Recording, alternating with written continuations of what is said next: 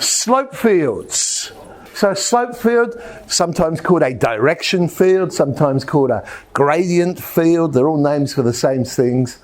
So if you've got some derivative is some function in it, might be a combination of x and y. It might only be function x, it might only be function y, but could be contain both.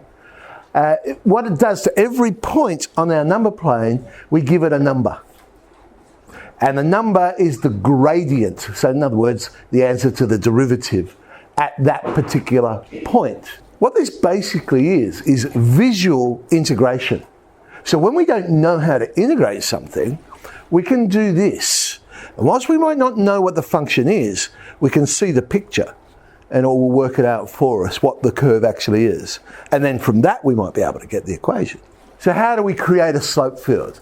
You notice I've drawn up a table of values here going from -5 to 5 in both the x and the y direction, because I'm going to do this one, which, by the way, we did do yesterday and solved and worked out what it was. But you'll see it when we create it, where it comes from.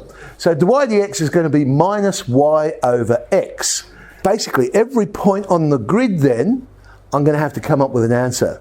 So minus 5 over 5 is 1. Now don't panic, I'm not going to go through these one by one. Okay, oh, they're the others, right, okay. So every single one of those, I would do the same thing. So there's quite a bit of work involved, depending on how many points you want to plot. Now you'll notice the 0 column, I've just put asterisks, because you can't have 0 on the bottom of the fraction, so I know at that point it's undefined, or you can think of it as vertical tangents or something like that. So then on our number plane, what we do, at every one of those points, we draw just a short little interval that has that particular slope. We would end up with something like that. So imagine we don't know the answer to this differential equation. You could look at this and take a pretty good guess at what the curve might be. It's our hyperbola. It's some constant divided by x. It ends up being. They're the hyperbolas. There's a whole series of ones they could be. So how would you draw them? You pick a point that you know is on the curve. Now, because I'm doing a family of solutions, I can pick any point I like. And then the slope field is telling you the direction you should travel in. And so maybe I started here on the red one. That green line's telling me I should be going at that sort of angle.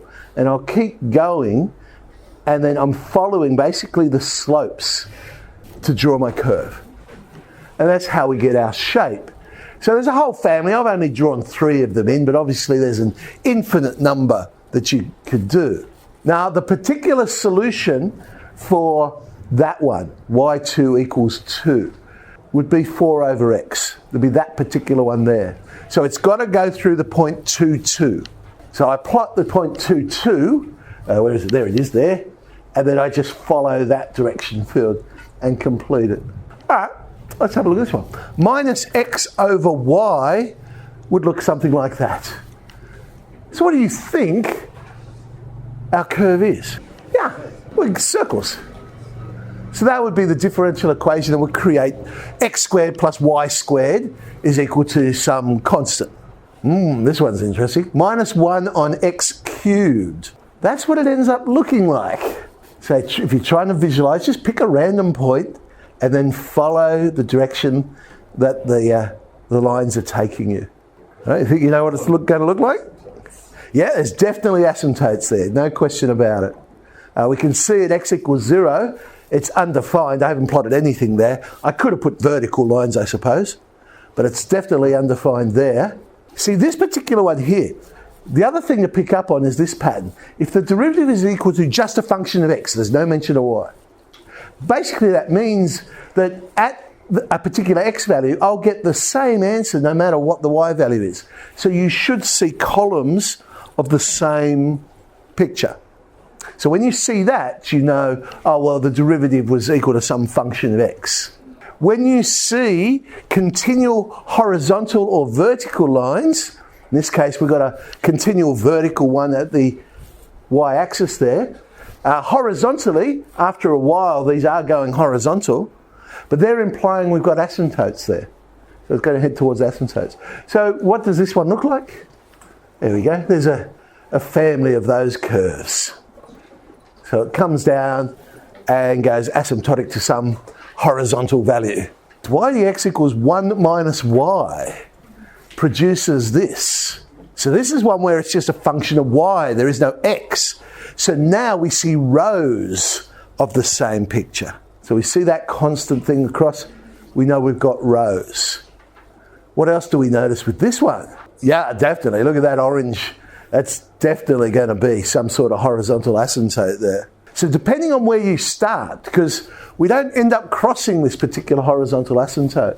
So let's say I pick this one down here, this, what's that going to be? 0, 1, 2, 3, 0, 3. If I started there, I'm going up and then I'm going asymptotic to that orange line. So if it's below, it's going to stay below. If my point that I knew was above, it would stay above. It's something you've seen before. It's exponential growth and decay. But it's just been shifted up. So it's like, it's one of those ones where we had that external factor in and you couldn't get above or below a temperature. So look at this one. This time we've got a function of x and y, a very interesting function of x and y. So trajectories of particles in a fluid described by this. There's the slope field that they gave us. The first thing they want us to work out. Identify any solutions of the form y equals a constant. So we're looking at our slope field and trying to see whether there is a solution there, possible, just y equals some constant number. What are you looking for? Yeah, because whilst we're thinking that horizontal line is an asymptote, which it will be for the vast majority of solutions, the actual solution of the asymptote itself is possible. So on our one, there it is, that would be a solution. Y equals 2 would solve this equation, because look at it. You've got the derivative is a quarter of y minus 2y minus x. So if y is equal to 2, we're saying the derivative is equal to 0. Well, if the derivative is equal to 0, then you integrate, the function must have been a constant value. But if it's somewhere else, our point, so this time they're saying, no, we want the one that goes through minus 3, 1. Minus 3, 1.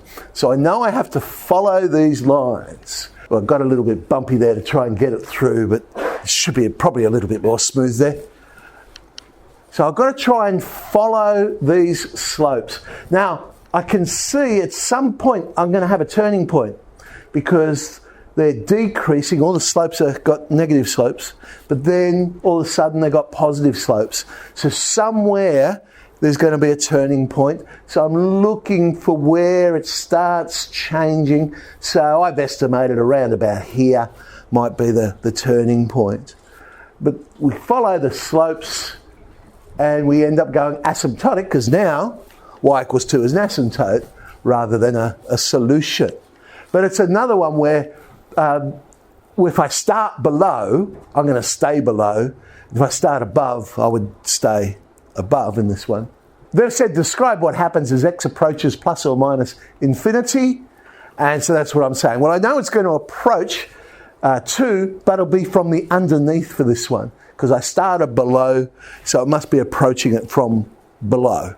Let's have a play with slopes, drawing slope fields.